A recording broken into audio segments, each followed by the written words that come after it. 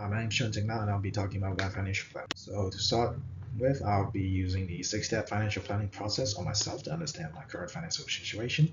And first of all, it's just collecting my current client data, which is my current situation and baseline, defining my financial objectives, which is retiring early, identifying problems such as funding gaps and pure risk, and such as structural risk, etc. Prepare the plan of my investment portfolio, what super I'm going to use, starting researching the how to uh, exploit some of the tax loopholes and researching insurance providers. And lastly, it's implementing and reviewing the entire process.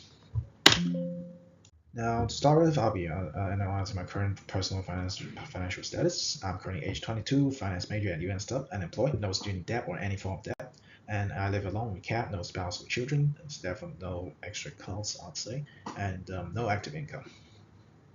And my current risk tolerance level is actually very high because I'm young and I can take up more risk as I have relatively less to lose compared to my later stage. But as I age, the risk tolerance of me will gradually reduce as my wealth accumulates and the associated risk increases due to my increase in wealth. And just to analyze my current asset, I have a Mazda 3, which is under my name with about 10k mileage. At the current market, around 28 to 29 AUD, 29k AUD, and a current account savings of 3.2k AUD. Investment portfolio containing about 12k USD with different individual stocks and some ETFs. Current compound growth rate is only at 6%. And I'm very fortunate enough that my future house will be covered by my parents and some physical assets, which is 2 ounces of gold at roughly 8,000 USD. So to talk about my personal values and belief, and I do believe that achieving financial independence early is a good thing. And what I'd like to achieve is achieve financial independence and travel around by the age of 50. And at that stage, I'll be partially retired, working part-time. And in order to achieve that goal, I'm willing to reduce my discretionary spending level and cut down all kinds of unnecessary leisure and actively investing my money, as I understand that working paycheck to paycheck will never reach financial freedom. And honestly, I'm actually not a massive fan of using leverage because of the risks associated to it. Moving on to my free life stages. So for my first stage, I'll be aiming to build up my career, and start up my compound interest cycle. In addition to that, I'll be trying to manage some of the risk during this process using insurance and other tools, and establish a savings and investment habits, and just to plan out my future career growth. For the tax and income growth at this stage, I made some assumptions, and roughly at 60k when I graduate and start working, and sort of accumulate it to roughly 100k, 80 to 100k around my 30s. And at the current marginal tax rate, it's about 34.5% for someone with 80k salary, including the Medicare Levi. And allowable deductions at this stage will be my vehicle's depreciation, some work-related travel costs, and some professional certificate that I need to acquire to sort of further progress my career, such as financial risk management. And for the savings rate target at this stage, I'll be trying to save at least 20% of my total income, which is about 20k if I make 100k per annum after tax. And the main objective at this stage is just to make enough savings and act as a cash cow in the long term, whilst using my current property to mortgage and investment property to leverage the negative gearing tax offsets. Risk management and insurance. And at this stage, some risks I identify is mostly economic related, and maybe things like injury or accidental death, job loss, etc. And some tools I've decided to leverage at this stage is to use level life insurance and income protections to sort of protect me from the current AI trend of, as we can see, a lot of layoff in tech and finance sectors recently. And now moving on to my investments during the first stage. At this stage, as I mentioned before, I have a relatively high risk tolerance, and so I'll be aiming to construct a high growth portfolio. And some example I can provide is that I'll be allocating roughly 60% into international ETFs, Some tickers example I provided, such as TQQQ, which tracks NASDAQ with 3 times leverage, SPXY, which tracks the S&P 500, and SPDR is a gold ETF, which can sort of help to balance out my portfolio's risk.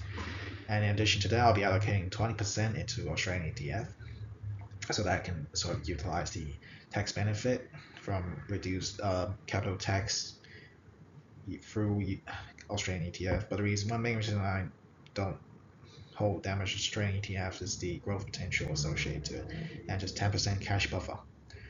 And in addition to that, lastly is the 10% international individual shares, such as Nvidia, Google, etc. As I do believe adding some individual stocks can help to amplify the growth while obviously increasing the overall unsystematic risk.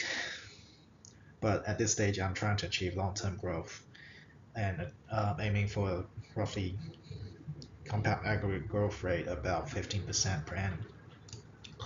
Compound aggregate growth rate. Compound aggregate growth rate. And by the age 35, I'd like to achieve a net worth of roughly 600k, portfolio of size of 100k, super annum account of about 100k, and emergency fund established around 50k in case of any uncertain events, and a clear career direction established. Now moving on to the second stage, I'll be consolidating my assets, and the main objective at this stage is just to build wealth aggressively, advance my career, and focus more on superannuation growth and purchase a investment property.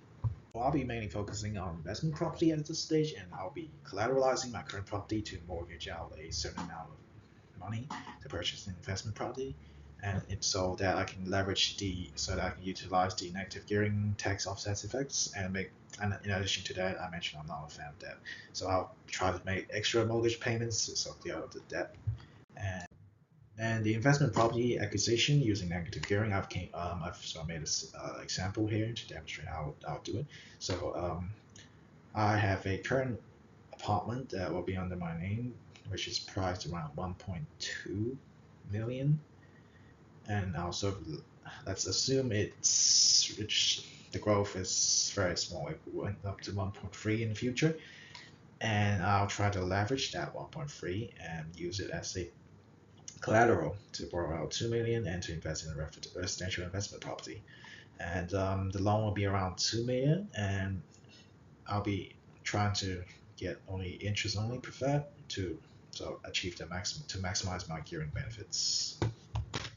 And some calculations I made for the negative gearing at this stage, assuming I make about 120k at the age of 35 to 55, and a marginal tax rate of 37% plus the Medicare levy.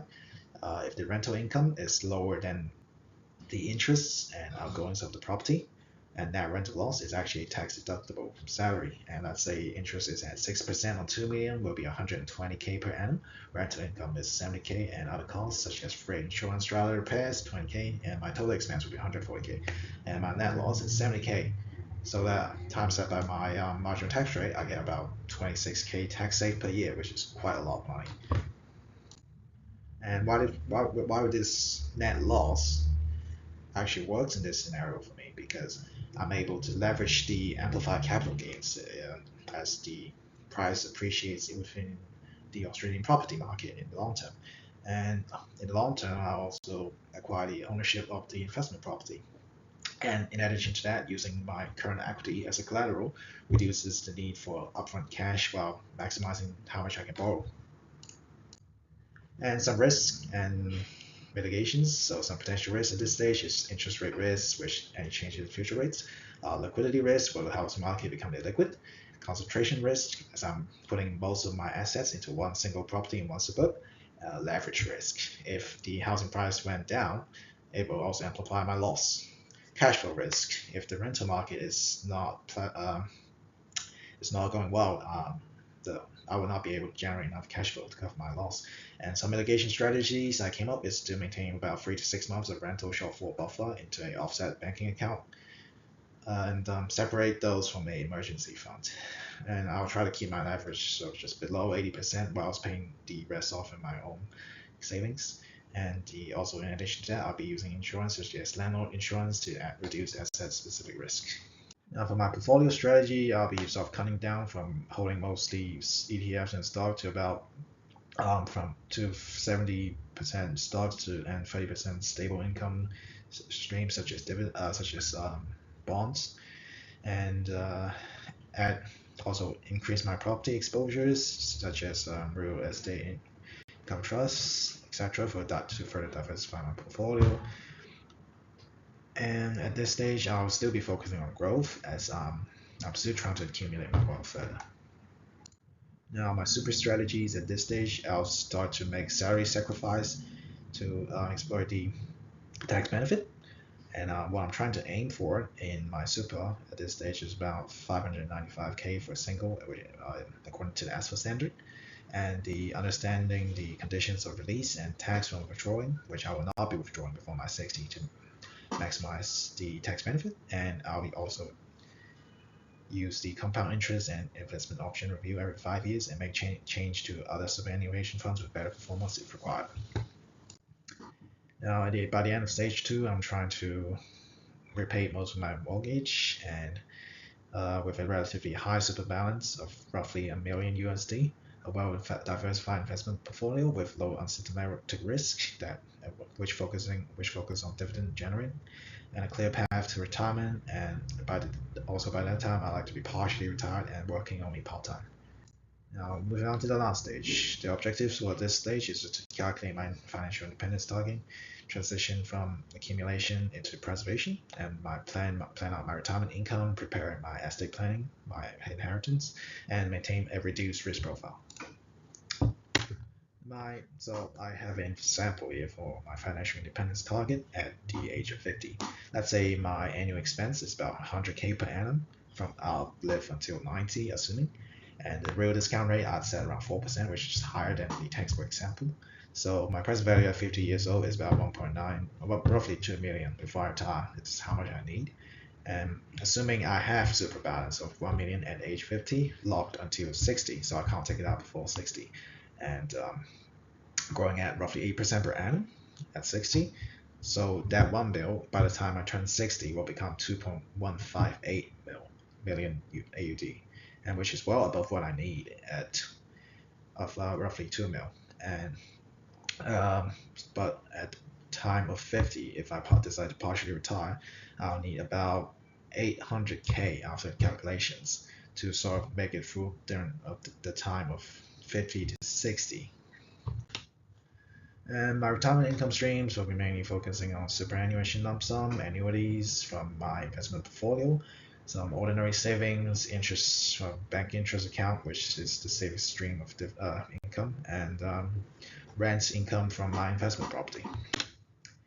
So my investment strategy in retirement will be just sort of reducing the sequencing risk and move from basically trying to cut down on holdings of ETFs and index funds, etc., to a more defensive allocation and increase more of my cash and bonds holdings for stability, but also maintain a inflation hedge using moderate equity exposures using stocks.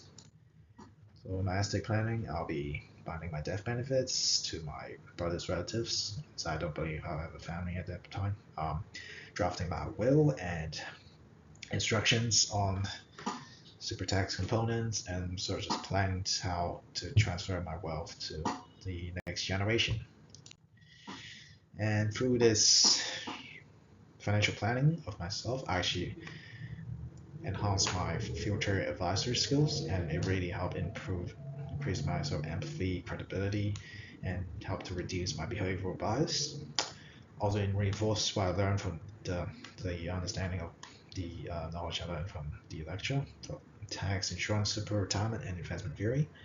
And also, I say planning out my future roadmap early is a good thing for me to sort of really help me to identify how much I need at a certain stage and what sort of risks are associated comes up in different stages.